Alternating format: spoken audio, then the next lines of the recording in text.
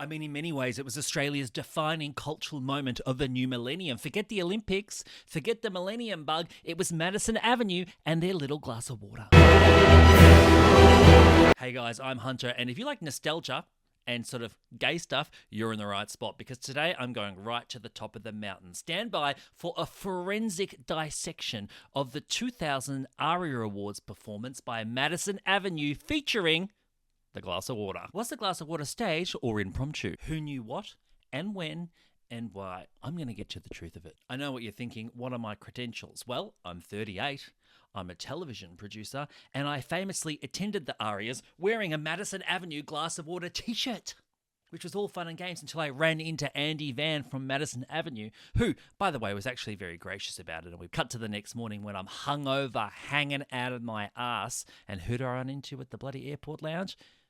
Only Mr. Madison Avenue himself. It was cringe. Okay, the performance starts with strings, which I must admit is surprising, because Madison Avenue at this stage were really just known for their dance music at this stage, like there were multiple stages. They're a dance act, okay? So I really, right at the top, I think, okay, creatively, they're putting themselves out there. Here comes the singer. Her name is Cheyne, or Cheyenne. It's like Shane, but it's spelled with a CH. I'm not sure. That was some research I could have done. She's come in, a classic cowboy look. What pop star doesn't love a cowboy look? You know, nearly every pop star goes to a cowboy stage, don't they? But not normally this early in the career. She, as you can see, she's paired the cowboy look with, a suspiciously high-panted brief, I suppose. I mean, it's sexy in a way that a nappy can be. Sorry, but really, she does look hot. But maybe wearing a nappy, that might be a clue for later. You drink a lot of water, you need somewhere to go. Oh, we're going Latin here. And you can tell that her voice is getting a little coarse. So as she starts to move around, you can see her. She's looking off stage. Is she looking for a floor manager? Is she thinking, I'm so parched? She's a good little mover. There's no denying that. Okay, now we're swapping to Who the Hell Are You? What a banger. Sorry for dancing. I promised I wouldn't dance. Here she's thirsty. She's looking off stage. Oh, there it is. That is the Zapruder tape moment, okay? She looks off stage to her right, and she gives a little... Come in closer so you can see that.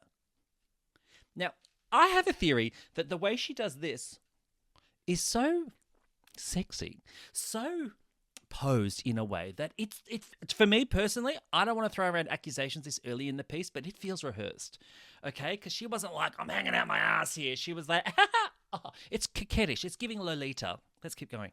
Now, there we go. The water is brought out by some sort of brass instrumentist, a trumpetist, I believe. It's from the trumpeters. Now, let's just go back and see how many seconds it was between the indicating and the delivery of the glass of water. 2:14. 2:14. The glass of water is on stage by 2:20. That's 6 seconds.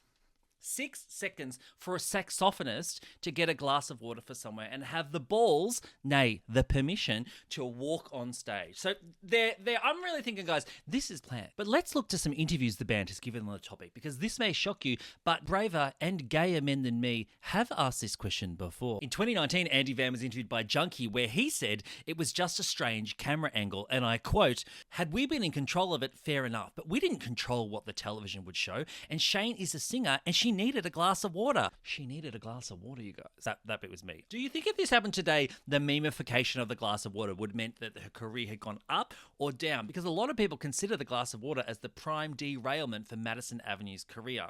But these days, I feel like she'd be releasing her own line of glassware, or perhaps her own bespoke water, or whatever the liquid may be.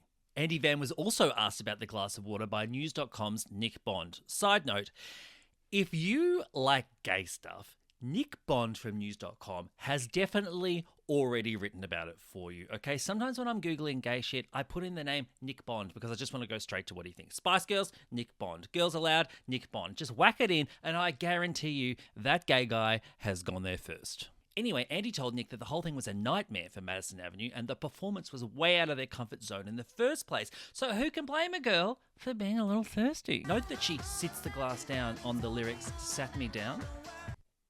There you go. At 2 minutes 38, we get our first clear shot of the water. And I want to take a closer look at that. Let's have a look at the water. Enhance, enhance, enhance, enhance. That doesn't look like any water I'm drinking, folks. I'm not alleging it's alcohol. Don't mishear me, but have a look at it. Honestly, if that came out of your tap, you'd be disgusted. So what's really going on here? If you have a look at the glass, it's sort of giving a cloudy consistency, sort of like I'm thinking it could be a sports drink, like a non-flavored Gatorade or something like that. Or, and go with me here, is it Metamucil? I'll take you back to the nappy. Is it Metamucil? She's got the nappy. She's a proud ally. That could be what it is. Keep your eye on it as she moves about it. Let's restart at 2:38. She must be really thirsty now. She's picked up the glass now. Everybody's dancing around it. In some ways, it looks like the backup dancers are worshipping the glass of water, like it is their deity. Oh, she's put it down. Okay, so she was very thirsty. She's picked it up, hasn't found time to drink the glass, and she's put it down so that everybody can sort of dance around it, like girlfriends at a nightclub where you pop your handbag in the middle and everybody dances around it. It's a bit like that. Okay, here comes the dance break, guys. Will she get a drink? We're at 3:18. Here we go. She picks up the glass. The camera cuts away. Oh, we'll just review the tape there. She picks up the glass at 3:22. She's out of shot until 3:27. That's 5 seconds there. Is that long enough to take a drink?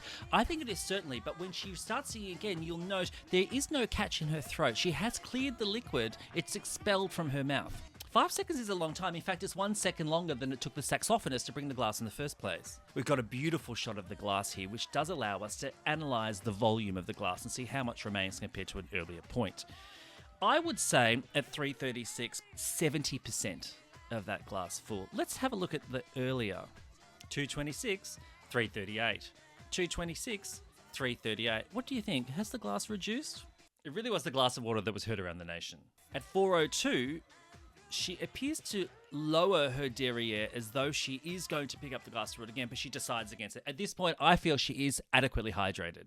She is giving the "who the hell are you?" She's really giving the growl there. And that does catch in the throat. I'm doing it now. And "who the hell are you?" I need a water. I'm parched. Here we go, the big finale and a huge shot of the glass of water. To the men and the women of the jury, I rest my case. So you, the jury, what do you think? Was the whole thing staged, or is she just a thirsty girl who also needed a glass of water?